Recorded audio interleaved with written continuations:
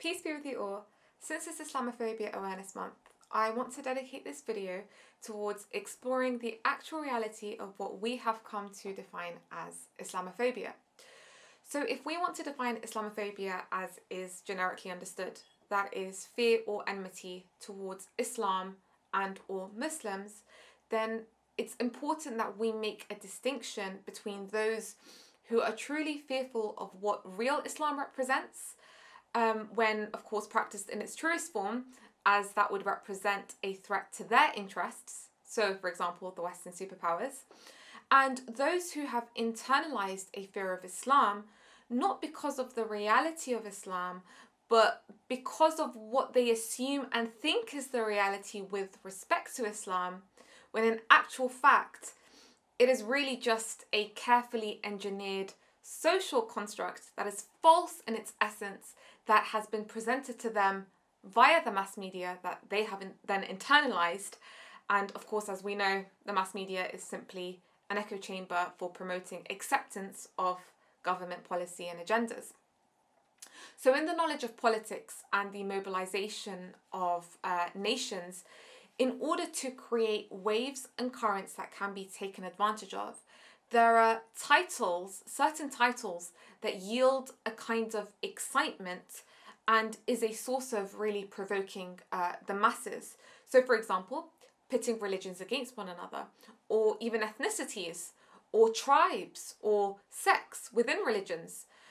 Because of course the seeds of sectarianism and this kind of fanatical prejudice, it exists on all levels in a society. But the important question and issue here is, who is cultivating and nurturing this sectarianism, and who is standing behind it to fulfill their objectives? So in current day, the Western superpowers seek to instill this kind of fear of Islam to provoke a kind of excitement that, as we mentioned, is buried amongst common people because it's not difficult to provoke those seeds of sedition, in order to ultimately fulfill their agendas. So the important point over here is that states don't ally with or against entities or people based on their religious affiliations. It's really based on interests. There is no enmity towards Islam as such. And of course, when I mention Islam, I mean the Islam that is commonly practiced amongst the billions of Muslims, not the Islam in its purest sense. And I say this because at one time you may find the West allying with a certain version of Islam. So for example, that which Saudi Arabia and the Gulf states present. But the only instance of Islamophobia, of real Islamophobia, is when there is a real threat to Western interests coming from an Islamic direction. And of course, we've seen this post 1979 with the Islamic Revolution that happened in Iran. So the subject of Islamophobia is not enmity towards Islam per se, as much as it is ratcheting up and taking advantage of the generated enmity towards Islam as a result of the existing situations that they themselves have created. So let me give an example.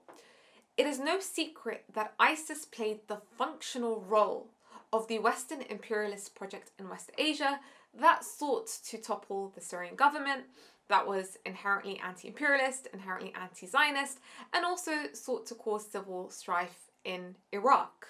That was important to them, and America never wanted to leave Iraq, and fighting ISIS became that pretext for them to actually remain. And obviously this is irrespective of what the Iraqi parliament thinks, but that's a discussion for another day. So the purpose of ISIS was to really fight as a proxy war for the West, rather than them having to send their own troops. But more importantly, the West knows that ISIS is the best candidate to fight the version of Islam that is a real threat to their interests, and that is namely coming from Iran, that happens to be a Shia nation. So how did the West seek to mobilize the people during this conflict? They turned it into a Shia versus Sunni war. They turned it into a sectarian war. And if we buy into this narrative, then we are giving into what represents the higher interests of the superpowers. Because under which title did the resistance axis fight ISIS? They sought to eradicate ISIS under the title that by eradicating them, we are eradicating the Western project for the whole region that have taken ISIS as a tool, as are many other tools at their disposal that they have used. So ISIS weren't fought under the same title that they used to fight the resistance axis, which is, because they're Shia, for example. The crux of the issue was never a sect or a religion. That was used as a cover. The reality is anyone who represents a threat of some kind to the Western interests will be fought, Atheist, white Julian Assange is being fought in prison, right? Again, it has nothing to do with a sect or religion. If you're a Muslim that happens to be a quietist, or you follow this kind of passive quietist thinking that, for example, we shouldn't fight those who are targeting us or aggressing us, then you actually become the allies of the very same enemy, despite the fact that you are a Muslim or you are a Shia. So the crux of it is not a religious issue. The crux of what I'm saying is that they're turning it into an internal Shia versus Sunni war. Why? Why did they unleash and unravel ISIS to begin with? Because they can't accept the real line of independence that doesn't want to be a slave, for example, to the Western project, to the American project, that is manifested in the axis of resistance, that happens to so be Shia ideologically. It so happens to be that. So the West nurtured the cancer of ISIS, and when you start something like that, you cannot end it in your own way. So when this spread and a part of it developed as enmity towards the West, and you had all these terrorist attacks in the West that backfired in a way, this nurtured Islamophobia. And Western governments, of course, they benefited from that reaction of Islamophobia. When someone is killed here as a victim of these terrorist attacks and they mobilize the masses in a certain direction of enmity towards Muslims, they benefit in many ways. Now let's explore how they benefit. Number one, through ratcheting up Islamophobia, they want to pit the Western people against Muslims so the West does not get affected by the real Islamic movement.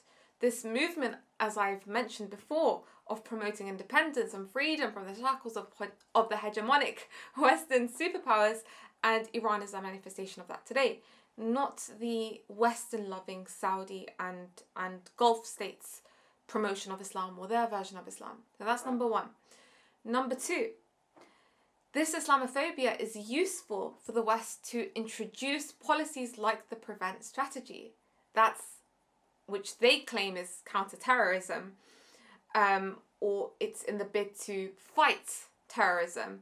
But the crux of it really is just surveillance against Muslims. Why? To create a state of fear-mongering where Muslims will feel fearful to indulge in debates or policies or talks about politics and what's really happening on the ground, and seeking to weaken the spirit and the identity of the Muslim, creating this kind of defeatist identity and nurturing it. And number three, this Islamophobia is a very important psychological precondition to further wars in Muslim countries. By labeling all Muslims as terrorists, you've essentially dehumanized a whole population, and it kind of provides a sort of justification, to the domestic populations of those perpetrating nations for why they're doing what they're doing. So just to conclude, the West is using the title of Islamophobia in a very, very sinister manner. And as mentioned, the subject of Islamophobia is not enmity towards Islam per se, as much as it is ratcheting up and taking advantage of the generated enmity towards Islam as a result of the existing situations that they have created. And we gave the example of ISIS, a very contemporary example. And they do this more generally speaking through provoking those seeds of sedition. And that is ultimately what the mass media is an expert at doing. It's very easy to grow a certain kind of hatred towards people, and for the majority of politics, in order to colonize nations, the prerequisite of it is to divide, right? Before you conquer, you divide. You create this kind of, as we call in Arabic, this fitna, this sedition. And these kinds are not just limited to religion, and therefore it's certainly not limited to Islam. And that's why I say it's wrong to think of it as being targeted as just against Islam per se. And if we think of it in that kind of manner, then we've allowed them to drag us into their square. And it would also be very naive for us to think that the crux of the issue is the average Joe on the streets who is hurling abuse at a Muslim, for example. And this is, of course, as a result of them internalizing this misunderstanding of Islam. And I would call it a false Islamophobia, because they don't really know what Islam is. And they've generated this kind of hatred and this kind of reaction. So we, as Muslims, we shouldn't be developing this kind of reaction towards society at large. And then what happens is the real perpetrators, they become far away from the whole picture. And in many respects, you know, the average Joe displaying signs of enmity towards Muslims and Islam is very much a victim, you know, who is simply a product of the efforts to ratchet Islamophobia. So all in all, we need to shine light on the main perpetrators and on the root of the subject, which is the original sowers of the sedition. One last important point that I want to make is that as Muslims, we shouldn't be reactionary in our approach or toe the line of the oppressors who want to isolate us, or even worse, want us to compromise. So we certainly shouldn't have this apologetic attitude of, oh, we're simply peaceful, loving British Muslims who condemn ISIS and condemn terrorism. It's like, mate, we should be on the offensive. It is the Muslims who have been disproportionately killed by the terrorism that you yourself have unleashed onto our Muslim lands, right? And the vast majority of those who fought and gave their lives in the way of protecting the people of this land from the savagery of ISIS, the vast majority of those who fought were Muslims. So all in all, the victims of this terrorism, the vast majority of them are Muslims. And now you're demanding for us to apologize when you unleash that very same terrorism on us.